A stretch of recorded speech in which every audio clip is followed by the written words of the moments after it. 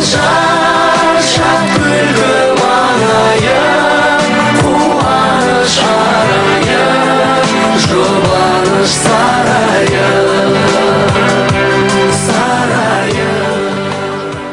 Ұқпаймын да, просто керек olmagan. Енді біз Шымкентский болған екен, ол біз енді есепке мықтылауымыз ғой енді. Мен енді есеп берейін енді. Алды 4.000, арты 1.000-нан сатылды ғой бүгінгі концертте. Енді орта есепте мен 3.000-ға есеп берейін, е? Арт жақтағылардың да мынайқада бәріне риза болсын. Енді бұлай. Бұл мерекені сіздер болып, біз болып жасап жатырмыз. Бұны тегін деп ойлаңыздар.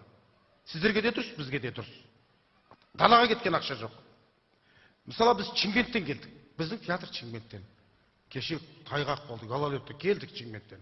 Біреуің бізге мәшине жіберген жоқсыңдар. Біз мәшине жалдап өзіміз келдік, ертең кетеміз өзіміз сол мәшинемен. 1,5 мың теңгелеріңіз соған кетті.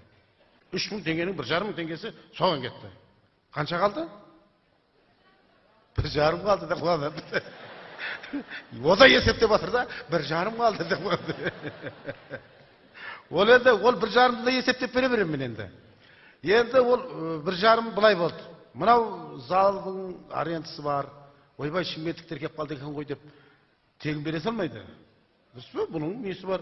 Содан кейін біз жататын біреудің үйіне жатқан жоқпыз. Қонақ үйде жатырмыз. Олар да тегін жатқызбайды. Жатқанымызға 5-6 күн болды қазір. Сосын біздің тамағымыз бар. Дұрыс па? Тамақ ішеміз біз. Сол 1.000 теңгесі соған кетті ғой. Енді одан кейін 400 теңгесі қайда кетті? Есептеп берем бәрін. Сонда өздеріңіз ыза боласыздар. 400 теңге былай болды енді.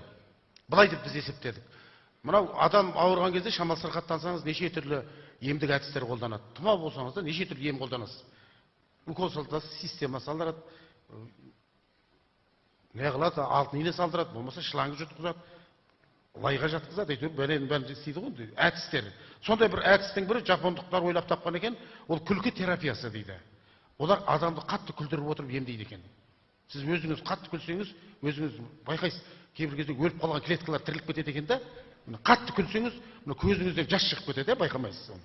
Әшейінде шықпайды сол жас. Ол жас шыққан ештеңе емес. Одан да басқа енді ұят болар, бірдеңелер шығып кетуі мүмкін. Оны айтпай-ақ қояйын, айтсаң ұят болады оның бәрін. Міне сол кезде сіз емделеді екенсіз. Біз сіздерді қазір 3 сағаттай, оның енді 2 сағат таза күлдіреміз. Сонда күліп жатқан кезде сіздер қарап тұрған жоқсыздар, емделіп жатсыздар. Сол 400 теңге сол сеансқа кетті. Өзіңнің денсаулығыңа кетті. Болды ма? 100 дейді, қайсы сөйле? Мен 3.000-ның қанша 290 теңгесіне 2.900-ге мен есеп беріп едім, біреу 100 теңге дейді, 100 теңге. Біткені кейін 100 теңгемді қайтар демекші маған. Ол 100 теңгені шынын айтайын ба, 100 теңге былай болды. Біздің бала шағамыз бар ғой Шымкентте. Сен де соған тамақ апарып беріп жатқан жоқсыңдар ғой. Олар киінбей ме оларда, я? Олардың да алдында жаңа жыл мерекесі бар. 100 теңге. Мына біздің Шаншар театрының әрбір әртістерінің отбасына, жанұясына, бала шағасының несібесіне кетті. Ырзасыздар ма? Өйткені мен байқап тұрмын да, біраз адамдар шекесі тырсып, күлкісі келмей деп отыр да. Енді ақшаң далаға кеткен жоқ, енді спокойно күле бер енді. Енді аямай күле бер, күлсең көңіліңнің парқа ашылады. Сені көңіліңді біреуге көтеріп бермейді. Өз көңіліңді өзің көтер. Өзіңе өзің денсаулығыңды ойла. Мына өмірде, қысқа өмірде күліп осындай көңіл көтеріп өт. Мен енді